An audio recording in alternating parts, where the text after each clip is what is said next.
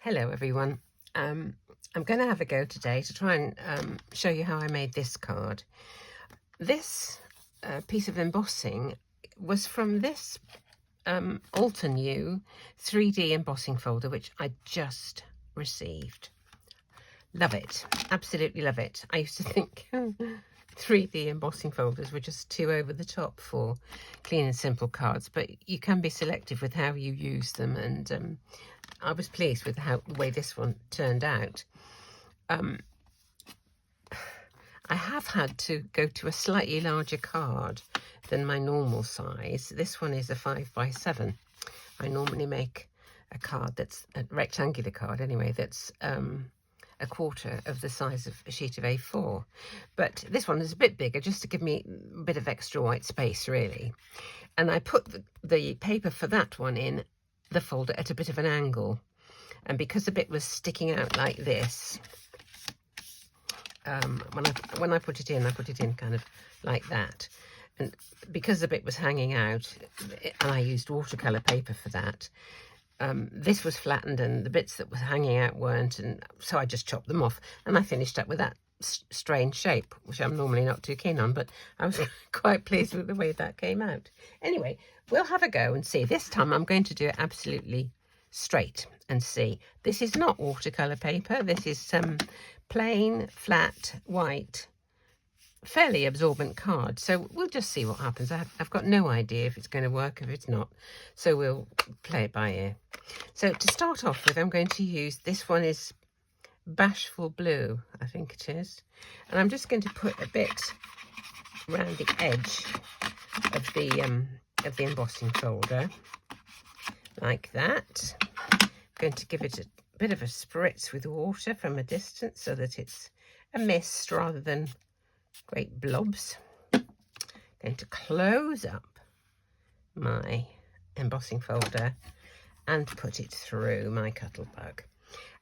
I didn't realise that in different manufacturers of 3D embossing folders need a different sandwich in your die cutting machine. The only other ones I've got are these Sizzix ones. I've got a few of those. And they need my base in a Cuttlebug, the base plate and one skinny cutting plate, which I think is a B.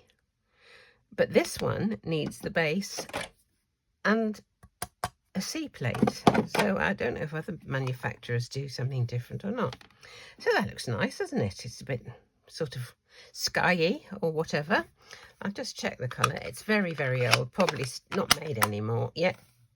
Yes, it's Bashful Blue. Now, the next colour I'm going to put on is this purpley one, almost amethyst. I think all of these are probably discontinued, but we won't worry about that. You can use whatever you've got. So I'm going to come, again, randomly, but a bit closer to the middle. There we go, that'll do. I don't know if this will do or not really. I'm saying that'll do, it might be dreadful. Okay, here we go. Bit of water. Now, because I want to get this in the same place, I can feel that the embossing here is actually engaged in the shape that's sticking up underneath. So feel it, close it, put on the lid and run it through the machine. There we go.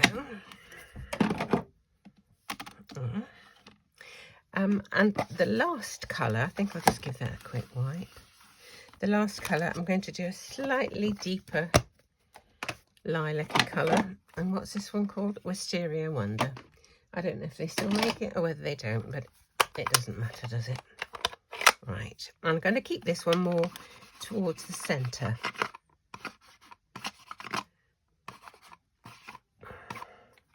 I want it to look kind of randomy, not ring-a-ring-a-rosy type thing.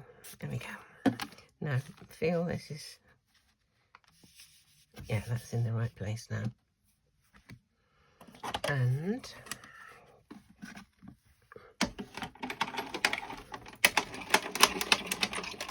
through my machine. There we go. it still looks a little bit, there's a bit of, let me just see if I can get a bit of colour going somewhere else. I don't like it to look too ringy, if you know what I mean. Let me put some more blue in the middle and see if that, the blue one back.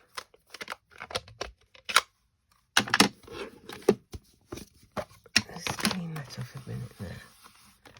Okay, let's try a bit more blue. Right in the middle. There we go. Yes, that's in the right position. Put on the lid. Put it through the machine.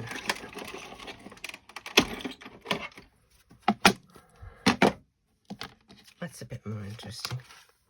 Okay, now if I wanted to, I'm going to cut this down somehow. This is going to be too big for any of my cards that I use. So what I need to do is to look and see where it would look, which bit would look good. Would I have a section like this, a section like that, a square, a circle, rectangle? Don't know. But if I wanted to have a sentiment over the top, I could either have it, this is another one, Winnie and Walter, I think, but sadly they're no longer trading. I could have it like this. I could have the embossing on here as well. I could have this in a different colour, and I think actually that might look quite nice like that. It's a bit, it's still damp, but it'll dry out nicely, I think. So that's the general principle of, if I wanted to have that embossed, let me just show you how I do it. If I wanted to put it over the top, let's get this back in where it belongs. There we go. I can feel it. If I wanted to have that there, but have that embossed, I would have to make a bit of a, I showed this on this other video the other day. I would have to make a bit of a hinge to keep it in place. If I wanted it there, like that, put a bit onto here, round to the back of the card, take out that, close this, and away we go.